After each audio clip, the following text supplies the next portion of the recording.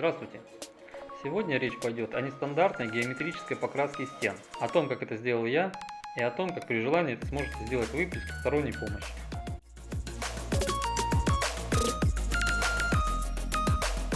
Данным способом можно наносить любые декоративные краски и штукатурки, получая необычные сочетания цветов и фактур. В качестве примера проведем все действия на образце. Почему нежелательно использовать обычный малярный скотч? Во-первых, он подвержен намоканию и деформации, что в свою очередь может привести к неровному краю двух окрашиваемых поверхностей.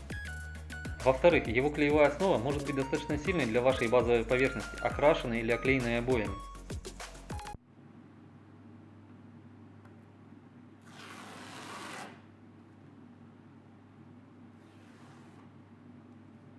И в момент удаления его со стены он может подорвать часть основания и испортить всю работу. Следующее — это краска. Что нужно здесь учесть? Необходимо учесть условия эксплуатации краски. Если это кухня, то краска должна быть достаточно прочной и легко мыться. По опыту лучше брать полуматовые краски. Я бы не стал брать матовые и глубоко матовые краски в интенсивно используемых помещениях. По опыту подобные, даже достаточно дорогие краски имеют свойство глянцеваться при механическом воздействии на них, и внешний вид становится просто ужасным. Возможно, это происходит из-за высокой пористости материала глубокоматовых красок. Я обычно выбираю полуматовые краски.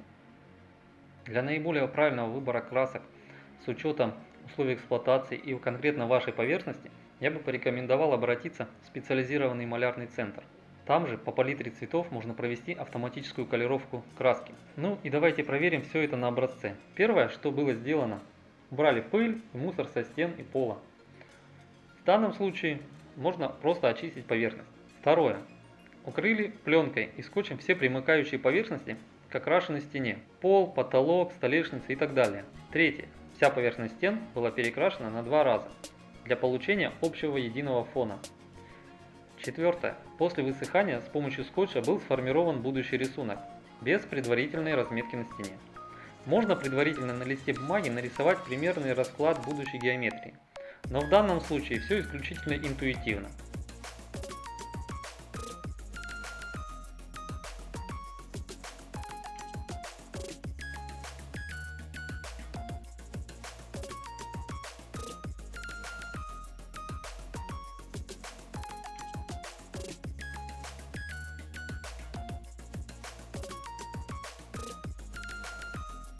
Пятое.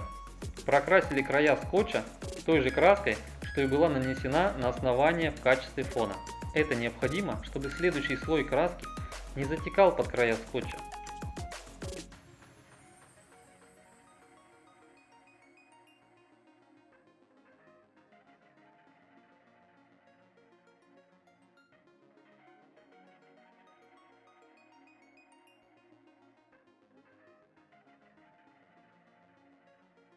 Шестое. Нанесли колированную краску в 2 слоя на нужные участки рисунка. Если краска просвечивает или ее цвет недостаточно насыщенный, то нужно нанести еще 1-2 слоя.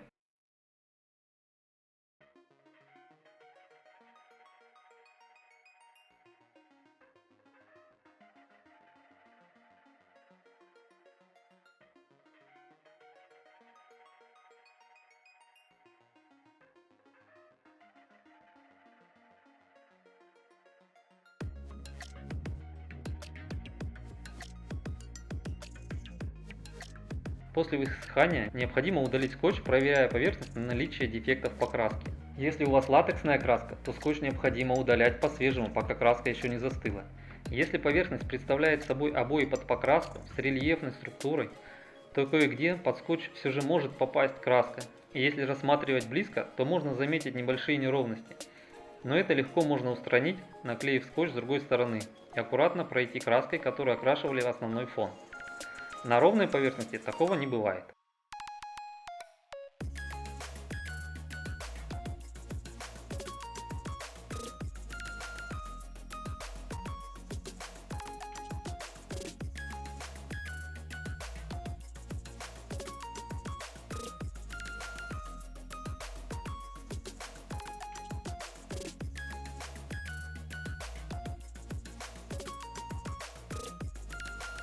Вот, собственно, и все. Если вам понравилось или было хоть чуть-чуть полезно данное видео, ставьте нравится. Задавайте свои вопросы в комментариях, пишите, что вы хотели увидеть в новых видео по ремонту и отделке. А с вами был Владимир. Желаю вам всего самого наилучшего. До новых встреч!